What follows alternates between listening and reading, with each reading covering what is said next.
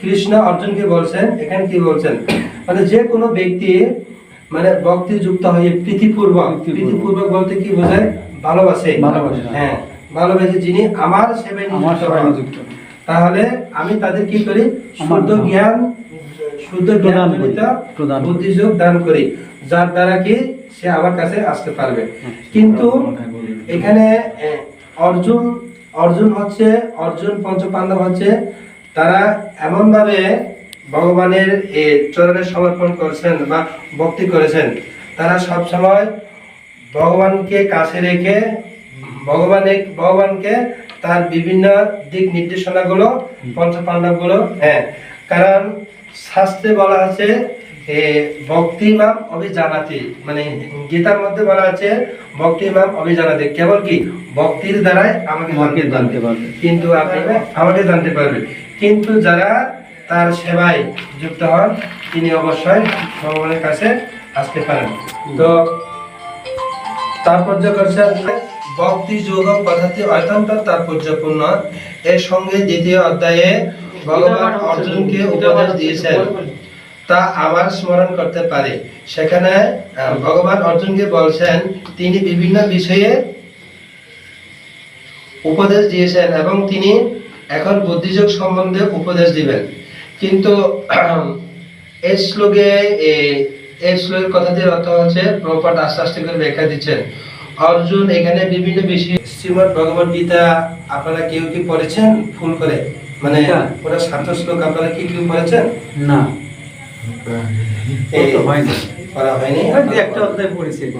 কিন্তু প্রথম থেকে একদম শেষ পর্যন্ত পড়বেন, একদম শেষ পর্যন্ত পড়বেন।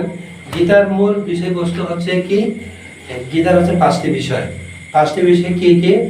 আপনি জীব সম্পর্কে জানতে পারবেন, জীব কয় প্রকার জীব আছে, জীব সম্পর্কে জানতে পারবেন। আরেকটা আছে কর্ম, আপনি কোন কর্মটা করবেন, কোন কর্মটায় কিভাবে ভগবানের সেবায় অর্পণ করবেন।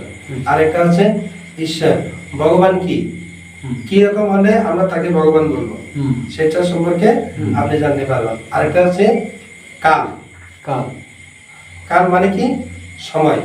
হ্যাঁ, আপনি আবার সময়টা, কোন সময়টা কিভাবে কাজে লাগাতে পারবেন। তার মানে কর্ম মানে হচ্ছে আপনি কি রকম কর্ম করবেন, আপনি কি ভালো কর্ম করবেন নাকি খারাপ কর্ম করবেন। অনেকে মানুষ বলে না, কর্ম, মানুষ জন্ম হলে কর্ম অবশ্যই করতে হয়, এটা কিন্তু চিরন্তন সত্য কথা, সত্য। কিন্তু আপনি কর্মটা কিরকম করে করবেন, কর্ম আপনি কার জন্য করবেন, ভগবত সেবা। হ্যাঁ, ভগবত সেবা। কিন্তু সনাতন গোস্বামী চৈতন্য চরিতামৃতে কৃষ্ণদাস কবিরাজ গোস্বামী লিখছেন, সনাতন গোস্বামী জীব গোস্বামীকে বলছেন কৃষ্ণ ইন্দ্রিয় প্রীতি বাঞ্ছা তারে বলে প্রেম, নিজের ইন্দ্রিয় প্রীতি বাঞ্ছা তারে বলে কাম। কিন্তু এখানে বিষয় হচ্ছে, মানে যেটা আমি ভগবানের সন্তুষ্টির জন্য যে কর্মগুলো করবে, সেটাই প্রেম, যে ক্রিয়াগুলো করবে সেটা হচ্ছে প্রেম। আর যেটা আমি আমার সম্পর্কে করব সেটা হচ্ছে কাম। কিন্তু যেটা আপনি ভগবানের সেবার জন্য করবেন, যেটা আপনি ভগবানের সন্তুষ্টি বিধানের জন্য করবেন, যে কর্ম করলে কি আপনি কখনো ওই কর্ম ফলে কি হবে না, বন্ধনে যুক্ত হবে না। কিন্তু আপনি যখন আপনি জুম চাষ করলেন বা জমিনে ধান লাগালেন, জমিনে ধান লাগিয়ে আপনি খাচ্ছেন, আপনি এটা ভগবানকে দিচ্ছেন না, ভগবানকে না দিয়ে খাওয়া মানে কি, সেটা হচ্ছে প্রভুপাদ বলছেন, যখন প্রভুপাদ সারা পৃথিবী ঘুরে যখন ইংল্যান্ডে তিনি যখন প্রচার করছেন, তো তখন তিনি হেঁটে হেঁটে যেতেন। যখন এখানে হেঁটে হেঁটে যাওয়ার পরে তিনি এমন সময় ওখানে ইস্কনে ডিস্টার্ব হয়ে গেছেন, ইস্কনে প্রচার করার পরে তখন এক ব্যক্তি তাকে জিজ্ঞেস করছেন, আপনি এত বিদ্যুৎ শ্রমিক কেন আসছেন এখানে?